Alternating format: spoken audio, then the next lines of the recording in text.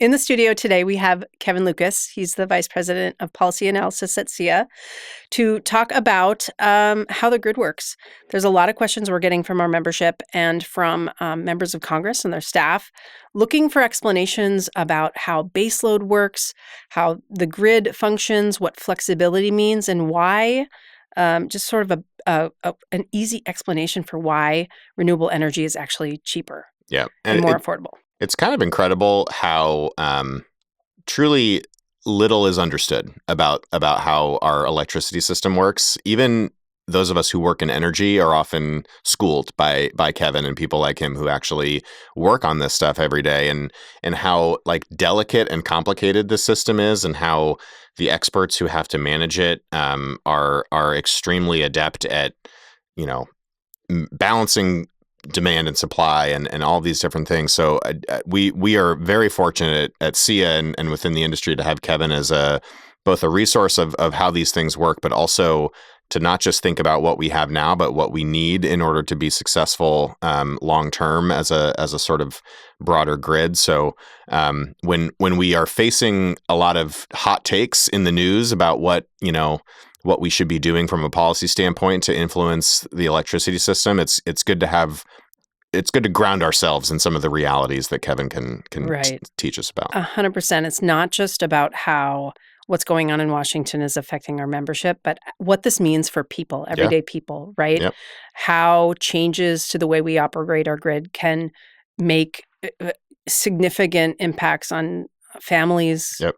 power costs. Yep. Just the bills that they get, on a monthly basis to keep the lights on. Yep. And everything that we're doing, everything that we're working on. And this conversation with Kevin is really helpful to understand why these things matter so much to everybody in the United States and everybody around the world. Kevin Lucas, thank you so much for joining us. The Good Energy Podcast. We wanted you to come in as the Vice President of Policy Analysis for the Solar Energy Industries Association to talk about some of the bigger questions we've been facing as an industry lately. And as a subject matter expert, taking an opportunity to just hear from you about some of these basic questions we get from our members, from congressional staff, and we really just want to demystify what some of these terms mean, and hopefully you can help us clear the air on some of those. And I think it would be good for us to start out with baseload power. Would you just take a minute and explain to our viewers what is baseload power? Why is it insufficient? But start with a definition about what it means. Sure, happy to. Glad to be here and enjoy the opportunity to speak to you guys about this. Baseload power there's been a lot of conversation about it recently, and I think it's a good idea to sort of have a working definition. There's nothing magical about it in the sense that it's not created from one particular resource or another particular resource, but what it is generally assumed to be is a generating facility, so a power plant, that operates more or less around the clock all the time. So base load is intended to meet a portion of the demand that's always going to be on the grid. Traditionally, these are coal generators and nuclear generators are sort of two of the most common baseload power generation resources that we have in the U.S. and around the world. And they're designed both from a sort of mechanical system perspective as well as a financial operating perspective to run all the time. Mm-hmm. So the way that you make baseload power less expensive is to basically run it all the time. Mm-hmm. Nuclear facilities will frequently, if they don't have an unexpected outage, they may run for 18 months straight and then go through a refueling process. Coal generators may run for months on end without changing their output. And then have seasonal maintenance. So they really are designed to run all the time, and that's why we call them baseload power. So why is it insufficient for a grid to run entirely or only on baseload power at this stage in the game? It's insufficient because the usage of customers on the grid is not flat around the clock. We have a power grid that, if you look at the daily pattern of generation or of consumption from customers, you'll see tends to be the low in the middle of the night, maybe 3, 4 in the morning, and then it increases into the afternoon, particularly in the summer. In the wintertime, you might have a peak in the morning when everybody's getting ready for work and another peak in the evening. But during the day and during the overnight hours, it's different. And so one of the key things about the grid, certainly from a traditional perspective, is you always needed to balance supply and demand. And so if you have demand that is changing over the course of the day, you simply can't meet that with supply that is flat and immovable. Right. So when we were talking about this the other day, you were so sophisticated in the way you articulated this. When we're talking about the importance of flexibility in managing a grid, we've covered a little bit about why baseload is a flat power source. How is renewable energy different in that regard? Yeah, well, renewable energy is different in a number of different ways. First and foremost, it is going to be a function of the location and the resource that's available. So, if you have a solar system, it's not going to produce sun at night. Or it's not going to produce energy at night. We've known that for a very long time, and power grids are designed to manage that. Likewise, wind will be deployed in areas that have good resources. It doesn't always have the same amount of wind, so the generation from wind is different. The other main difference between them is from a cost perspective. Traditional power plants, there's a combination of costs. There's the actual capacity cost, which is involved in building the product that you have no matter how often you run it. And then there's the operational costs, which are things like fuel, that the more you run the plant, the more you spend on those costs. Renewable generators don't have any fuel cost. So the sun and the wind is free.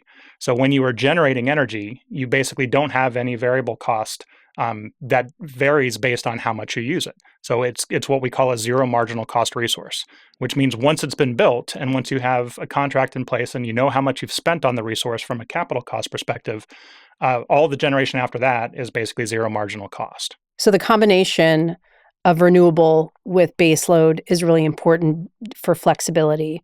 Can you describe why it's so important to be able to flex up and down in terms of the power that you're providing on the grid, supplemental to baseload because of the time it takes for those baseload power sources to ramp up and ramp down? Sure. So it's like many things in life. Like you don't want to have too much of one thing, and that's true whether it's in the financial area. I used a metaphor talking about comparing this to a portfolio, an investment portfolio. It's not good financial practice to invest everything in one stock. It's also not good financial practice to only invest in 30-year U.S. Treasury bonds because you're giving up some opportunity that you have. So what financial planners will tell you is to have a diversified portfolio of assets that balance the return and the risk that you are willing to take. And that may change over the course of your life. It may change with what your situation is. Just like on the power grid, you want to have a diverse set of resources that can not only manage the flexibility requirements of meeting demand, but can throw in different operating characteristics. Some of them are low cost. Some of them, the cost up in front. Renewables have a benefit of never being exposed to fuel price changes. So you can lock in contracts for decades at a fixed price. And there's no possible way to do that with any resource that runs on fossil fuels because the prices of fossil fuels change all the time. They change based on production, supply and demand, world events, tariffs, any number of things will affect that. So renewables play an important part of the mix of generation. And it's finding that right balance and making sure you pick the good characteristics of each of the different resources that you have that utility planners and operators try to optimize. Mm-hmm. I want to talk about predictability too. Once you've got that sort of diversified mix of energy resources, what kinds of tools do grid operators use to sort of look into the future? You mentioned, obviously, we know when the sun sets and when it rises. That's a pretty easy one. But even beyond that, there's a lot of ways that we can predict how weather patterns or other events, like you said, with fuel prices, are going to impact the load that we have and how we match that with expectations for demand. It's all a complicated prediction algorithm, but shed some light on that. Yeah, it's a good question, and I think the easiest way to think about it is there's sort of two different time frames over which utility operators and planners manage this. One is in the long term, and this is trying to figure out over the span of years or decades what is your system mix going to look like? How is your customers changing? What are the technologies that they are using changing? We're seeing a lot of electrification of loads right now. So if you were to do a forecast on energy use over the next 10 years, it's going to look very different, both in terms of how much energy you use and when we use it. That has to be factored in. So there are long-term planning processes that utilities and state commissions and regional entities undergo to make sure that you've got the right mix, the most cost-effective mix in the long run. The second domain is much shorter term. So this is the more day ahead or real time balancing of the grid. This is where you're basically looking at the conditions over the next days, and then over the next day, and then over the next hour, and then even over the next 5 minutes, and in some cases down to a handful of seconds to balance the grid in real time. There's different sort of parameters that people follow and use on that. Obviously, weather forecasts are more accurate the closer you get to the actual time on the grid. So we have improved our ability to do forecasts, days and weeks out. The forecast for 24 hours ahead is pretty good. The forecast for an hour and ahead is really quite good. And the forecast for what's happening, in a handful of minutes can be very, very good. So grid operators will look at those different forecasts. They'll figure out how customer shape is happening. Is it a hot day? Is it a cold day? Is it unusually hot or unusually cold?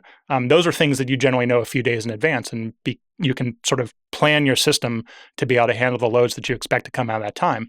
And then when it gets down to the second by second basis, there's a few sort of automated processes that happens there. There's control signals that are sent out that generators are able to automatically receive and respond to.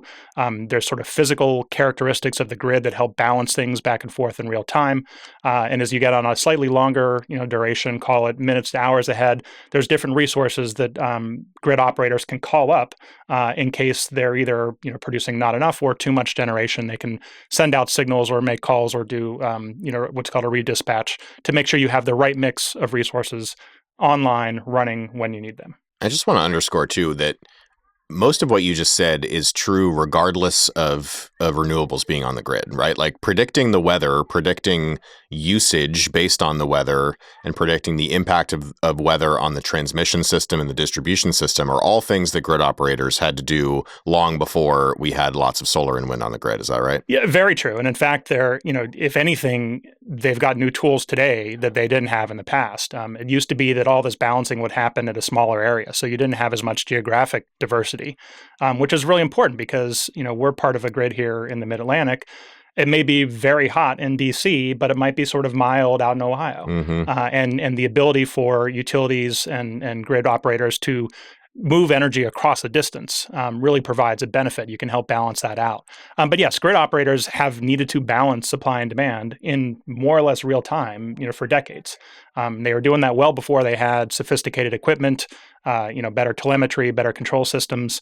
So not saying that their job is any easier by any stretch of the means, but they were working with more rudimentary tools for decades and largely managed to do a very good job keeping the grid reliable. Part of the reason that we wanted to have this conversation is because these topics are top of mind with the blackouts that took place a couple of weeks ago in Spain, and similar to when we saw that happen in Texas a few years ago. It's easy to start playing the blame game and pointing fingers at different generators or different resources, but I think the story is a lot more complicated since the grid is quite complicated. So if you could just sort of give us a quick lay of the land. I know there's a lot sort of out there that we don't know about what took place in Europe, but just sort of what we're looking at and what some of the rationales are there. Yeah, and with the very, very strong caveat that until we get a definitive root cause analysis from the operators who are looking at the data on the ground, a lot of what you've heard from either news reports or other people is speculation. Mm-hmm. There are some. There's been enough outages across the world over the past number of years that there are some sort of common characteristics that one might be able to figure out, but actually finding out exactly what happened over in Spain is going to require that analysis, and that could take weeks or months to really figure it out. But from a sort of general standpoint, the way the grid is designed, one of the important characteristics is what's called the frequency of the grid. In the US, we run on 60 cycles a second. In Europe, they run on 50 cycles a second. And this basically means that there's sort of a pulse that's happening on the grid that generators and load expect to be there. So if you have a system that starts to fall out of balance, where supply and demand get out of balance, the frequency begins to move away from that central point.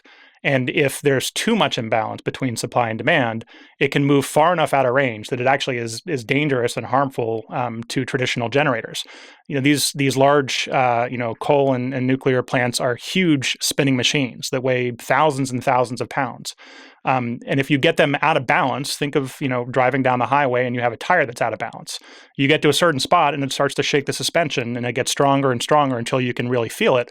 And depending on the magnitude, it actually could cause damage to your vehicle if you continue doing that. In a similar way, if the frequency of the grid gets too far out of whack, the generators are programmed to basically disconnect from the grid to protect themselves from having structural damage. So what seemed to have happened, and again, we don't know all the reasons, but there seemed to be some sort of an initial event that caused the supply and demand balance to get out of alignment. There was a change in frequency. Some initial thoughts are around a transmission line that connects Spain to the rest of Europe through France. And when that got out of alignment, at that point, it's a question of what happened to the grid. How did the resources on the grid respond to that? Resources are programmed. So this is not a random thing, but they're programmed to respond to certain grid conditions in specified ways. It's very important that the assets on the grid be updated, that they're following the latest guidance, that they're properly programmed, and they're being maintained in a way that will actually respond in the way that we expect them to. But something happened subsequent to that initial excursion that caused more generation to come off of the grid. And at that point, the supply and demand unbalance just got too far for the system to sort of save itself, and basically the whole system went down. And so you had a grid-wide blackout where the generators were offline, the load was disconnected, and at that point, the grid operator has to basically start from scratch. To their credit, they did an amazing job. By all accounts, the amount, the speed with which they recovered the grid, and the amount of load that they got back on from a full dead stop was very good. But again, they're trained in that, they drill that, they have processes and protocols in place to do that recovery. That optimization is a really important element to operating the grid. Is there anything you can tell us about why it's unlikely that something similar would happen in the United States? Well, there's one of the big differences, I would say, in some of the the reading and reporting we've seen is in Spain. It's true that they have a high amount of renewables, and it's true that there was a lot of renewables operating on the grid at the time. But one thing that they don't have, which is very different from places in the U.S. that we have a lot of renewables, is they don't have a whole lot of battery storage. They do have pumped hydro, which is another form of energy storage. But pumped hydro is more akin to a traditional resource in terms of its sort of size and relative slowness. So yeah, you may be able to spool up the pump hydro resource in minutes, but battery storage can respond in fractions of a second. If you look at Texas and California and Hawaii in particular, they have a lot of renewables and they also have a lot of battery storage. And you can use that battery storage to automatically sense if the grid is getting out of balance. It can be programmed so that it interjects or consumes power right away in order to help stabilize it. And these things happen in seconds and fractions of a second. So having a technology such as battery storage that can, in near real time, respond to those conditions and make corrective applications, that's something that we have had more success deploying here in the U.S. in places that have a lot of renewables, and something that they did not have over in Spain. So that is a key difference between what happened there and what is operating on the ground over here. We essentially talk about how when you pair solar with battery storage, you have the ultimate solution in the short and long run for electricity generation. What would you say would be the outcome if we backtracked on that development? Well, you're not going to get the optimal mix. I mean, again, you're trying to find the right balance, and it's important to have all the resources and take the benefits they bring. And what solar brings is low cost, predictable energy. What the cost of a solar facility is going to be, for decades, and there are contracts that are signed for 20, 30 years with the same price. They're not going to change based on other factors happening in the world. Likewise with storage, you have an ability now, and this is one of the tools that grid operators did not have access to decades ago, is a resource that can very quickly and very dynamically shift supply and demand.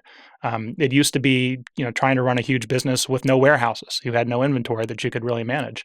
And with battery storage coming online, you can take the solar that's produced in the middle of the day that you may not need to meet customer load, and you can save it and run it in the evenings. And so we've seen in the U.S. and California and Texas in particular, just in the last 3 to 5 years, the amount of battery storage that has come online to those grids has been huge.